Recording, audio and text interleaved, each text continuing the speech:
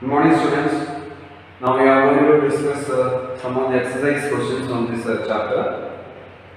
The first question is the bouncing back of light into the same medium is called you can observe that options are given: a refraction, a reflection, dispersion, and diffraction. The bouncing back of light in the same medium is called we know that phenomenon is known as the reflection of a light. So answer is option B. So option B, that is a reflection of a light. Now second question. A mirror has a dashed surface. Options are given: a rough surface, polished surface, dark, and all of these. You know, in the case of a mirror has a polished surface. So answer is option B only. So we can say that it is a polished surface. Polished surface. Now question number 3. The maximum part of a light is reflected by, options are there: opaque object, translucent object, transparent object, and all of these. The maximum part of a light is reflected by which object? In the case of an opaque object only. So we can say that option A, opaque object. Now question number 4. Light is a form of a dash. So we can say that light is a form of a energy. Answer is light is a form of energy. Now question number 5. Angle of incidence is always dash to the angle of a reflection. Angle of incidence is always dash to the angle of a reflection.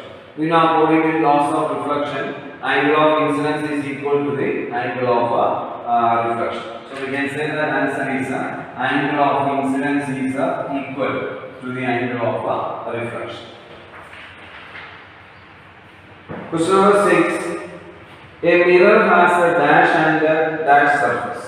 A mirror has a, we know that in the case of a mirror, it is a highly polished surface only. So we can say that a mirror has a smooth and a polished surface. So answer we can write as a smooth and polished surface.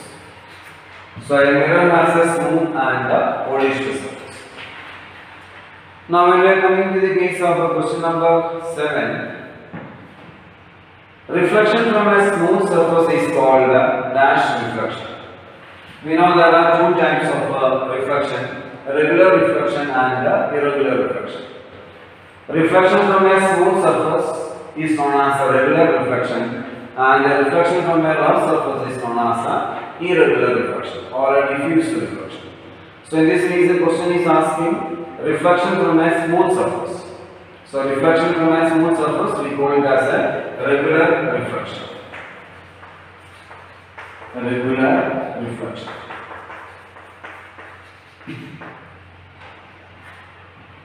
Now when we are coming to the case of question number 8.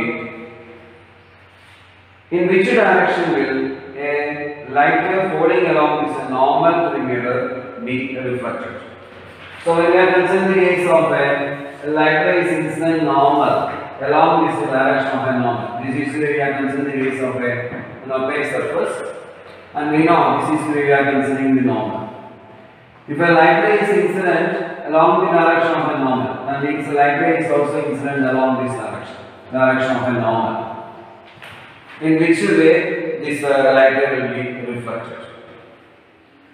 So we know when a light ray is incident along the direction of a normal, so can you say what is the angle of incidence in this case? Angle of incidence means it is the angle between the incident ray and the normal only. So in this case angle of incidence is considered as a 0 only, because it is the angle formed between the normal, this is our normal, and the incident ray. So angle of incidence is considered as a 0. So angle of reflection is also 0 according to the laws of reflection. According to the laws of reflection, we know angle of incidence is equal to angle of reflection. So angle of incidence is 0. of course the angle of reflection is also 0. So we can say that this light ray retraces its path back. That means the same direction light ray is reflected backwards. In which way it is falling on the mirror, same way this light ray is reflected back. And we know these types of incidence, we call it as a normal incidence. Now, question number 9. A ray of a light incident on a plane mirror is reflected in a direction such that the angle between the incident and the reflected ray is 90 degrees. What are the angle of incidence and the reflection? So you can see that the angle formed between the incident ray and the reflected ray is 90 degrees. So we can consider the situation of this way. So this is way light ray is incident on this surface, and this way light ray is reflected. You can observe that this is the angle of incidence and this is the angle of reflection. A light ray is incident on this surface in such a way that the angle formed between the incident ray and the reflected ray is 90 degrees. That means I plus R is considered as 90 degrees. So we know according to the laws of reflection, angle I is equal to angle R. That means we can say that from this angle I is equal to 45 degree only, and angle R is also considered as 45 degree. So angle of incidence and angle of reflection are same. That means each are 45 degree we can set.